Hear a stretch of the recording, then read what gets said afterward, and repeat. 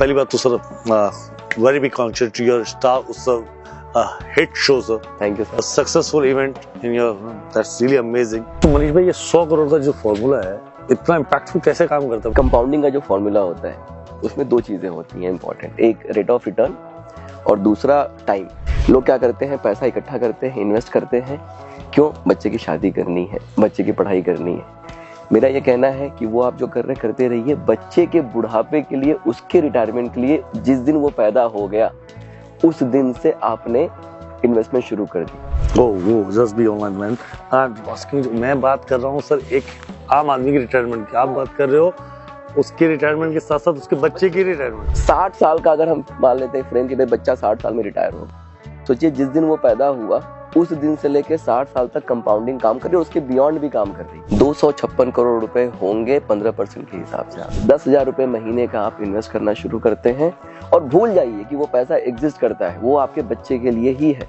तो हजारों करोड़ की बात है, हजारों करोड़ बनने में कोई बहुत ज्यादा मुश्किल नहीं। यहीं पे आपने 256 करोड़ बना लिया और 10 साल बच्चा रुकेगा तो 1000 करोड़ पहुंच गया। इसकी सैलरी ही समझो 20-25 हजार रुपए, एक नॉर्मल एवरेज सैलरी यहाँ पे। आप 1000 रुपए डाल दो, आप हजार दोनों के नाम से डाल दो और उनके बुढ़ापे के लिए कर दो ना। वो मैं कह रहा हूँ कि चलो 200 करोड़ नहीं बनेंगे, 5 करोड़ बन जाएंगे, 10 करोड़ बन जाएंगे, 10 करोड़ कम थोड़ी होता है। तो क्या होता है ना कि हम उस चीज को नहीं समझ पाते, हम लॉन्ग टर्म का गेम नहीं खेलते। फायर करके एक चीज होती है, फॉलो करता हूँ।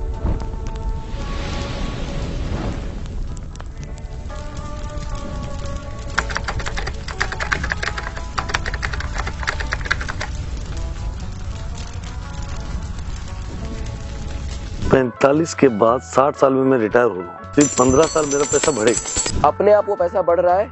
अब ये 45 से 60 की जो जिंदगी है ना, वो आप अपने शर्तों पे जी रहे हैं। अब अगर वो फायर फॉलो करें तो उनको वो एक अपॉर्चुनिटी मिलती है। हम स्कूल में बहुत सारी चीजें पढ़ते हैं, लेकिन स्कूल में ना ये फाइनेंशियल प्लानिंग जैसी चीजें पढ़ाई नहीं जाती। शिव शक्ति कोर्स में जो है मैं फाइनेंशियल प्लानिंग भी पढ़ाता हूँ। बीज बोना जरूरी है। आप एक आदत तो बनाइए पहले। आज आपके पास 40 आ रहा है, कल आपके पास 40 लाख भी आ सकता है, लेकिन अगर आपने वो बीज नहीं लगाया, आदत नहीं बनाई, तो 40 भी खर्चा कर दोगे और 40 लाख भी खर्चा कर दोगे।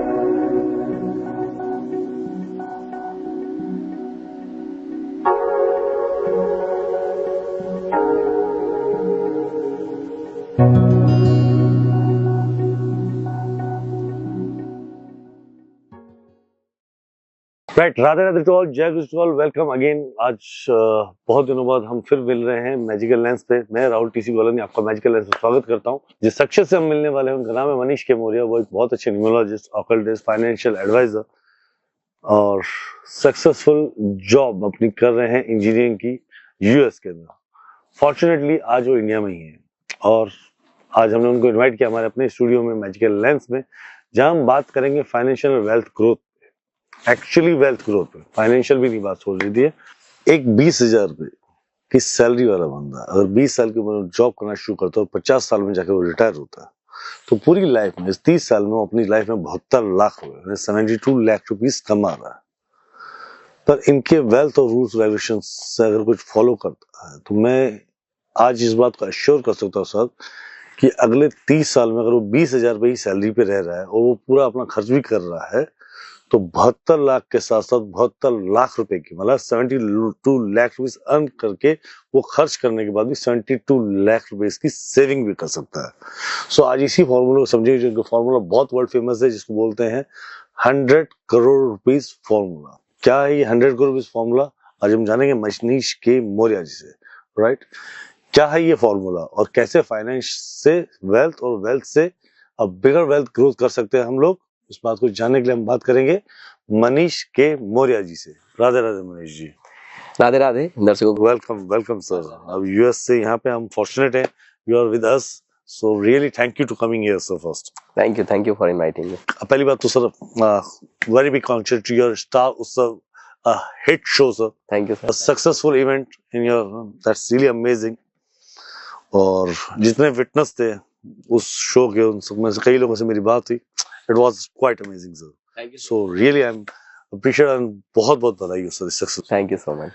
राइट सर, एक आप बहुत अच्छे ऑकल्टिस्ट भी हैं, यूएस में बहुत बड़ी जॉब पर, बहुत बड़ी कंपनी में जॉब भी कर रहे हैं, एक अच्छे वास्तु एक्सपर्ट भी, फाइनेंशियल एडवाइजर भी हैं, वो स्पेशली फुल टाइम नहीं पर अपने स्टूडेंट्स के लिए हैं, तो फाइनेंशियल एडवाइजिंग का कोर्स पढ़ा रहे हैं अभी भी आप सर? हाँ, तो शिव शक्ति का कोर्स मैं पढ़ाता हूँ, उसमें लगभग 1 साल का वो कोर्स है मेरा, जहाँ पे मतलब 21, 22, 23 कोर्सेज जो है मैं पढ़ाता हूँ लोगों को। उसमें फाइनेंशियल प्लानिंग भी एक उस कोर्स का जो हिस्सा है, जहाँ पे लोगों को किस तरीके से आप अपने फाइनेंस को प्लान करेंगे, किस तरीके से वेल्थ क्रिएशन की जर्नी में आप जाएंगे, कैसे आप सेविंग करके, कैसे आप 100 करोड़ 200, हमें लगता है कि पैसा बनाना या 100 करोड़ बनाना बहुत बड़ा अमाउंट है, लेकिन अगर आप सिस्टमैटिक तरीके से उसको प्लान करते हैं तो 100 करोड़ बनाना बहुत मुश्किल नहीं है। आसान, ऐसा नहीं कि आसान है, लेकिन अगर हम सिस्टमैटिक तरीके से काम करेंगे तो उसको अचीव कर सकते हैं। Correct sir.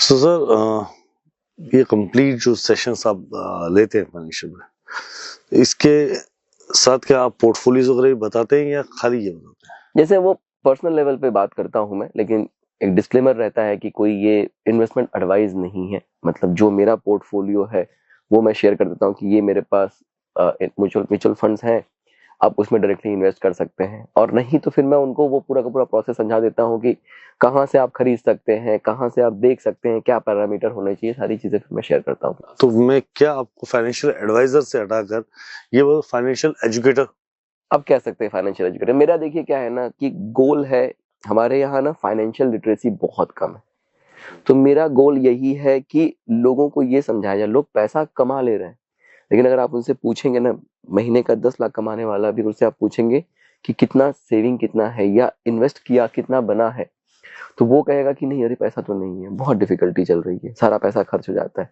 10 लाख रुपए कमाने के बाद भी आप सारा पैसा अगर अपना खर्च कर दे रहे हो, तो इसका मतलब कि आपने लाइफ अपनी उस तरीके से अपग्रेड की हुई है जिसकी जरूरत नहीं है। तो सर आज हम सारी बात करेंगे और आपके फेमस फॉर्मूला पे भी बात करने वाले 100 करोड़, राइट? सो इस फॉर्मूला चालू करने से क्या मैं कुछ एक क्वेश्चन सर, ऑकल्ट और फाइनेंस, राइट, दोनों डिफरेंट है। आप इंजीनियरिंग हैं, जॉब करते हैं बहुत बड़ी कंपनी में, और उसका ऑकल्ट से कोई लेना देना नहीं, ऑकल्ट का फाइनेंस से कोई लेना देना नहीं है, फाइनेंस से उस जॉब का कोई लेना नहीं। तो ये तीनों कैसे, मतलब और भी आपके अंदर प्रतिसिद्धाएं हैं, मैं समझ सकता हूँ, और भी बहुत सारे गुण हैं, पर ये तीनों का क्या मिक्सचर आ रहा है सर? देखिए कैसा, ये जो क्वेश्चन आपने पूछा ना कि तीनों कनेक्टेड नहीं है, ये बहुत बड़ी गलतफहमी है लोगों की। अच्छा। जो शिव शक्ति हमारा कोर्स है, उसका हम लोग कहते हैं कि सुख, समृद्धि और मोक्ष, ठीक है? तो ये तीनों चीजें कनेक्टेड हैं आपस में। अगर मैं आपसे कहूं कि आप मेडिटेशन में बैठो, घर में आपके, अगर आपके फाइनेंशियल प्रॉब्लम चल रही है, घर में खाने को नहीं है, तो आपका मन लगेगा मेडिटेशन में? नो, किसी का नहीं लगेगा, किसी का नहीं लगेगा। तो इसीलिए इस कोर्स के माध्यम से मैं सिर्फ यही नहीं कहता हूं कि नहीं तुम बस ये उपाय कर लो, ये रेमेडी कर लो। वो जो करना है हमें, जहां जिसकी आवश्यकता है वो करेंगे, लेकिन क्या मैं वाइज फाइनेंशियल डिसीजन ले सकता हूँ? क्या मैं ऐसे डिसीजंस ले सकता हूँ कि जिससे सच में मैं खुद ब खुद कहूँ कि नहीं ठीक है, मैंने, भाई अगर मान लेते हैं कि आप कहते हैं कि मुझे वेल्थ की रेमेडी करनी है, ठीक है, आपको वेल्थ की रेमेडी बता दी गई, पैसा आने भी लगा, लेकिन अगर उसके साथ साथ थोड़ी सी समझ भी डेवलप हो जाए कि हाँ कहाँ लगाना है, कैसे लगाना है, क्या प्रोसेस है, तो उससे क्या लगता है कि आपको, आप नेक्स्ट लेवल पर नहीं जाएंगे? जाएंगे।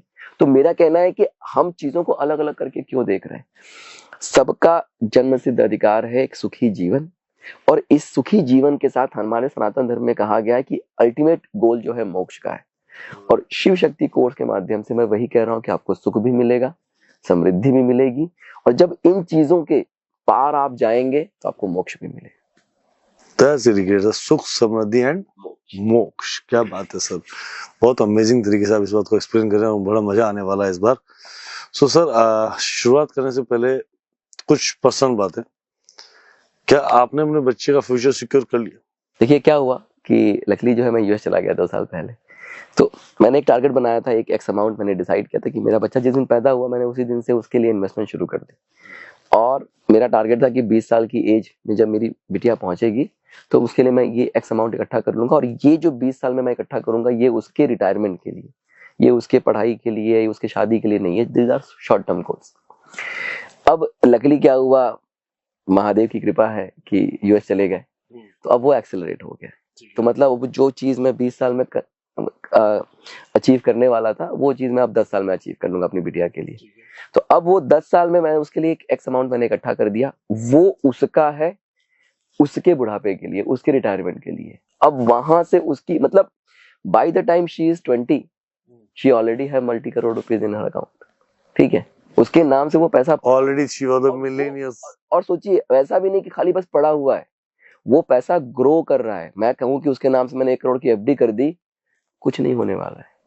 उस पैसे का ग्रो करना बहुत जरूरी है कि हाँ अब इस 1 करोड़ से 2 करोड़, 2 करोड़ से 4 करोड़, 8 करोड़, 16 करोड़, 32 करोड़ बन रहा है हर दूसरे, चौथे, 5वें साल में, तब जो है वो मल्टी मिलियनर। मतलब मुझे जो मैंने कैलकुलेशन किया था, अब बाय द एज ऑफ 60 वो 1000 करोड़ तक आराम से पहुंच जाएगी। आपने पैसे को ही काम पे लगा दिया। एक एग्जांपल ले लेते हैं, हाइपोथेटिकल फिगर ले लेते हैं कि मान लेते हैं कि बाय द एज ऑफ 10 मैंने उसके लिए 1 करोड़ रुपए इकट्ठा कर लिया, और मैं बोलता हूँ कि 60 साल की एज तक जो है शी विल बी रिटायर्ड। हाँ मतलब 60 साल की एज में उस ये पैसा यूटिलाइज करेगी, उसके पहले यूटिलाइज नहीं करेगी। ठीक है, अब अगर हम 15% से ग्रो कर रहे हैं तो कितनी बार पैसा ग्रो करेगा? एवरी 5 इयर्स ग्रो होगा, पहली बार तो डबल हो जाएगा। ठीक है, तो मान लेते हैं कि जैसे कि एक हाइपोथेटिकल फिगर लेते हैं कि एक बच्चे के लिए 10 साल में आपने उसके नाम से 1 करोड़ रुपए इकट्ठा कर लिया, तो अब अगर 60 साल की एज तक आप देखेंगे ना, तो लगभग वो पैसा 10 बार ग्रो करेगा एवरी 5 ईयर। अगर हम मानते हैं कि 15% का हमारा रिटर्न है, तो एवरी 5 ईयर पैसा आपका डबल हो जाएगा, और इतनी बार डबल होगा तो कम से कम वो 10 बार डबल होगा। जैसे 10 से 15 हो गया, 15 से 20 हो गया, 20 से 25, 25 से 30। हाँ, उसकी जैसे हर 5 साल बाद एज बढ़ेगी उसका पैसा भी डबल होता जाएगा, राइट। तो अब 1 करोड़ का 2 करोड़ हो गया, 2 का 4, 4 का 8, 8 का 16, 16 का 32, 32 का 64, 128, 256, 512, 1024। मतलब एज ऑफ 60 उसके पास 1000 करोड़ रुपीस होगा। मतलब 45 में भी रिटायर लेती तो भी 150-200 करोड़ है उसके पास है। और सर अगर 250 करोड़ रुपया, 100 करोड़ रुपया आपके पास है, तो ऐसा थोड़ी कि आप 100 करोड़ रुपया एक ही दिन में खर्चा कर दोगे। नहीं भाई कर करके कितना खर्चा करोगे ना, तो वो पैसा अब आपने ऐसा एक वेल्थ क्रिएट कर दिया उसके लिए, जब 25-50 करोड़ रुपए के ऊपर मामला पहुंच जाता है तो अब आप उसको खत्म नहीं कर सकते हैं। अब वो जनरेशन टू जनरेशन के लिए हो गया वो पैसा। ठीक है, घर ले लो, बड़ी गाड़ी ले लो, ये ले लो, कितने का मिलेगा घर? अरे 5 करोड़ 10 करोड़ यही होगा ना। 5 करोड़ का घर बहुत बड़ा बढ़िया घर हो जाएगा। 1 करोड़ की गाड़ी ले लो, सबसे महंगी गाड़ी, और क्या 2 करोड़ की गाड़ी ले लो, यही करोगे। क्या करोगे इसके अलावा, क्या खर्चा करोगे? अब आप उसके नाम से ऐसा कुछ वेल्थ क्रिएट करके चले गए कि वो खत्म करके भी खत्म नहीं कर पाई। इसीलिए पूत कपूत तो क्या धन संचय, पूत सपूत तो क्या धन संचय। क्या बात है सर। ये पूत कपूत जो वाले अपने कहावत है, इस पर हम आगे चर्चा करेंगे, पर यहाँ मुद्दे की बात पे आते हैं। तो आपने अपनी फाइनेंशियल, हम वही पर्सनल बात से, तो आपने अपने बेटे की फाइनेंशियल फ्री ऑलमोस्ट एक्सेलरेट करके फ्री होने वाला। मैं उसका भी फ्री होने वाला हूँ। मैं फायर करके, जो हम आगे डिस्कस करेंगे, फायर करके एक चीज फॉलो करता हूँ, तो बाय द एंड ऑफ 2025 मैं भी फाइनेंशियली फ्री हो जाऊंगा। बाय द मतलब मेरा टारगेट था कि लगभग अगले 5-6 साल में मैं होने वाला था, बट फिर वो चीजें एक्सेलरेट हो गई, तो अब by end of next year मतलब मैं फ्री हो जाऊंगा। That's great sir. So sir आज इन सब चीजों पर चर्चा करने वाले हैं, तो प्लीज हम चाहते हैं कि आप हमारी ऑडियंस को बहुत अच्छे से एक्सप्लेन करें, ताकि जो 10,000 रुपये कमा रहा है, 20,000 महीना कमा रहा है, या 10 लाख रुपए कमा रहा है, उस सब में एक ही दिक्कत आ रही है, इतना कमाने के बाद या इतना कम कमा रहा हूँ तो मैं इतना बड़ा आदमी कैसे बनूं, और मैं इतना सारा कमा रहा हूँ तो पैसा जा कहाँ रहा है, इसको सही जगह इन्वेस्ट क्यों नहीं कर पा रहा हूँ। प्लीज उस पर आज चर्चा करें, right. So thank you first ones again. तो आप यहाँ हैं तो हम आगे चर्चा की तरफ बढ़ रहे हैं, राइट। तो मनीष भाई, ये 100 करोड़ का जो फॉर्मूला है, मतलब इतना इम्पैक्टफुल कैसे काम करता है? मेरी एक्चुअली इस बात को जानने की क्यूरियोसिटी। आप बहुत बहुत फेमस हो इस चीज के लिए कि 100 करोड़ का फॉर्मूला आपके फाइनेंशियल क्लासेस में भी हमने सुना, आपके बातों से बहुत बार सुना हम लोगों ने, बहुत बार आपको एडवाइस देते सुना। तो ये है क्या एक्चुअली, और कैसे हो सकता है एक आम आदमी 100 करोड़ पे without any hurdles can reach out over? मतलब जहाँ हम लिख नहीं पाते 100 figures, we can reach it out. Yes yes. So क्या है, प्लीज एक्सप्लेन करें सर। जैसे आप समझिएगा कि कंपाउंडिंग का जो फॉर्मूला होता है उसमें 2 चीजें होती हैं इंपॉर्टेंट, एक रेट ऑफ रिटर्न और दूसरा टाइम। अब रेट ऑफ रिटर्न पे किसी का कोई वो नहीं है, कंट्रोल नहीं है। भाई कितना % आपको रिटर्न मिल रहा है, मार्केट ऊपर जा रहा है, नीचे जा रहा है, कोई कंट्रोल नहीं है। जो टाइम है ना, उस पे कंट्रोल है। तो मैंने ये सोचा कि भाई हम लोग इन्वेस्ट करते हैं, अपने लिए करते हैं, क्या ऐसा कुछ किया जाए कि जब बच्चा पैदा हो, पहले दिन से ही जितने दिन इस धरती पे है, पूरा का पूरा कंपाउंडिंग का उसको फायदा मिले। सिंपल रूल है। लोग क्या करते हैं, पैसा इकट्ठा करते हैं, इन्वेस्ट करते हैं, क्यों? बच्चे की शादी करनी है, बच्चे की पढ़ाई करनी है। मेरा ये कहना है कि वो आप जो कर रहे करते रहिए, बच्चे के बुढ़ापे के लिए, उसके रिटायरमेंट के लिए, जिस दिन वो पैदा हो गया उस दिन से आपने इन्वेस्टमेंट शुरू कर दी। वो just be online man. Asking, मैं बात कर रहा हूँ सर एक आम आदमी की रिटायरमेंट की, आप बात कर रहे हो उसके रिटायरमेंट के साथ साथ उसके बच्चे की रिटायरमेंट। यस, अब 60 साल का अगर हम मान लेते हैं फ्रेम कि भाई बच्चा 60 साल में रिटायर होगा, सोचिए जिस दिन वो पैदा हुआ उस दिन से लेके 60 साल तक कंपाउंडिंग काम कर रही है और उसके बियॉन्ड भी काम कर रही है। अब मान लेते हैं कि आपने 10,000 रुपए बच्चे के नाम से निकालना शुरू कर दिया। 20 साल अगर आप 10,000 रुपए इन्वेस्ट करते हैं, लगभग 15%, 12-15% के आसपास, तो 20 साल की एज में 1 करोड़ रुपया हो जाएगा उसके नाम से। ठीक है, कितना डाला आपने? 10,000 रुपए महीने का डाला, बहुत बड़ा अमाउंट नहीं है। ठीक, अब रूल ऑफ 72 से ये देखते हैं कि अगर 15% का रिटर्न मिलता है तो लगभग 5 साल, उससे थोड़े कम में ही पैसा डबल हो जाएगा। अब 20 साल के बाद ये जो हमारा 1 करोड़ रुपए वो कितनी बार डबल होगा वो देखते हैं। ठीक, तो 20 के बाद 25, 5-5 साल में हो रहा है 25, फिर 30, 35, 40, 45, 50, 55, 60, मतलब 8, सॉरी 1 2 3 4 5 6 7 8 टाइम, राइट? ठीक, तो 8 टाइम उसका पैसा डबल हुआ। अब कितना देखते हैं कितना होता है। 2 करोड़, एक का फर्स्ट 25 पे हो गया, दैट्स 2 CR। हाँ 2, फिर 4, 8, ओके, 16, राइट, 32, ओके, 64, राइट, 128, 128 55 में ही हो गया उसका, 100 करोड़ का बना लिया उसने। और उसके बाद 256 करोड़। खाली आपने महीने का 10,000 रुपए अपने बच्चे के नाम से डाला, by the age of 60 256 crore रुपए हो जाएंगे। मतलब इतना पैसा आप देके जाएंगे कि जनरेशन टू जनरेशन वो वेल्थ खत्म नहीं होने वाली। Talking about his age of 60, उसके पास 256 करोड़ रुपए होंगे 15% के हिसाब से। उसको 20 साल 10,000 में इन्वेस्ट करना। आपको सिर्फ महीने का 10,000 रुपए इन्वेस्ट करना है 20 साल के लिए। 10,000 रुपए आप LIC खरीदते होंगे, आप बाकी की चीजें, इंश्योरेंस खरीदते हैं ना हम लोग, जी बिल्कुल खरीदते साल का 1,00,000, 1.5 लाख, 2 लाख दे ही देते हैं। जी, देते हैं। क्या मिलता है बच्चे को? कुछ नहीं मिलता है। या कितना मिलता होगा? 10 लाख, 15 लाख, 20 लाख, ठीक, यही मिलता है ना, करोड़ों में भी नहीं बात पहुंचती। यहाँ पे अगर खाली पेशेंस के साथ 10,000 रुपए महीने का आप इन्वेस्ट करना शुरू करते हैं और भूल जाइए कि वो पैसा एग्जिस्ट करता है, वो आपके बच्चे के लिए ही है और आपको खाली 20 साल तक ही करना है। ये भी समझिए कि 20 साल की एज तक आपने किया, अब वो पैसा 256 करोड़, और अगर यही कहीं आपने बढ़ा के 10 का 20,000 कर दिया, आपके सामर्थ्य ज्यादा है 40,000 कर दिया, तो हजारों करोड़ की बात है। हजारों करोड़ बनने में कोई बहुत ज्यादा मुश्किल नहीं। यहीं पे आपने 256 करोड़ बना लिया और 10 साल बच्चा रुकेगा तो 1,000 करोड़ पहुंच गया। बन गया सर, पैसा तो बन रहा है। क्योंकि 256 करोड़ जो बनाया उसने, वो 256 करोड़ वो पूरा थोड़ी यूज करने वाला है। सेम वे अगर मैं देखूं सर कि वो 10,000 रुपये समझते हैं, जिसकी सैलरी ही समझो 20-25 हजार रुपये, एक नॉर्मल एवरेज सैलरी यहाँ पे लोअर मिडिल क्लास में 25,000 की सैलरी, 1 या 2 बच्चे सबके होते हैं, तो 1,000 रुपये तो आप 1,000 रुपए डाल दो, आप 1,000 दोनों के नाम से डाल दो और उनके बुढ़ापे के लिए कर दो ना। वो मैं कह रहा हूँ कि चलो 200 करोड़ नहीं बनेंगे, 5 करोड़ बन जाएंगे, 10 करोड़ बन जाएंगे, 10 करोड़ कम थोड़ी होता है सर अमाउंट होता है बॉस। अगर आपकी 20,000 रुपए अगर आपकी सैलरी है तो आपका लाइफस्टाइल वैसा है, तो अगर उसका 5 करोड़ 10 करोड़ भी आप बच्चे के नाम से छोड़ के जाते हैं, अरे करोड़ रुपए भी कम थोड़ी है आज के डेट में, बहुत है। आज से 50 साल के बाद भी कम से कम 5 करोड़ की वैल्यू तो रहेगी, कम थोड़ी। बिल्कुल रहेगी, पैसे की तो वैल्यू रहेगी सर। तो क्या होता है ना कि हम उस चीज को नहीं समझ पाते, हम लॉन्ग टर्म का गेम नहीं खेलते। हमने क्या किया, 1 करोड़ का घर ले लिया, भाई आपने 1 करोड़ का घर ले लिया बच्चे के नाम से, अच्छी बात है, उसकी वैल्यू बढ़ बढ़ के कितनी बढ़ेगी? 2 करोड़, 4 करोड़, 5 करोड़, 10 करोड़, यही 10 करोड़ भी कहाँ, मतलब नहीं बढ़ सकती सर। 100% मान लेते हैं तो 2 CR, 2 CR, राइट। ज्यादा कोई एक्चुअली बूम आ जाए मैक्सिमम 2.5-3 CR। घर में आज आपने घर लिया, 60 साल के बाद वो घर रहने लायक रहेगा? खर्च भी तो मांगेगा, मेंटेन एक्सपेंस तो मांगेगा ना सर। सोसाइटी है 5,000 रुपए महीने का, तो वहीं पे आपको देना पड़ जाएगा। तो 10,000 रुपए महीने का अगर सामर्थ्य है, 2 चीजें मैं कहता हूँ, एक वो और एक अपना प्लानिंग, अपने बुढ़ापे की प्लानिंग। तो जैसे मैं फायर करके एक चीज होती है, फॉलो करता हूँ। फायर, हाँ, financial independence, retire early. Financial independence, retire early, retire early, fire. ये आपको इंटरनेट पे बड़े सारे कैलकुलेटर मिल जाएंगे, नहीं तो मैं आपको गूगल ड्राइव वगैरह पे एक फॉर्म होता है, एक्सेल शीट, वो दे दूंगा, आप अपने दर्शकों के साथ शेयर कर दीजिएगा डिस्क्रिप्शन में, ठीक है।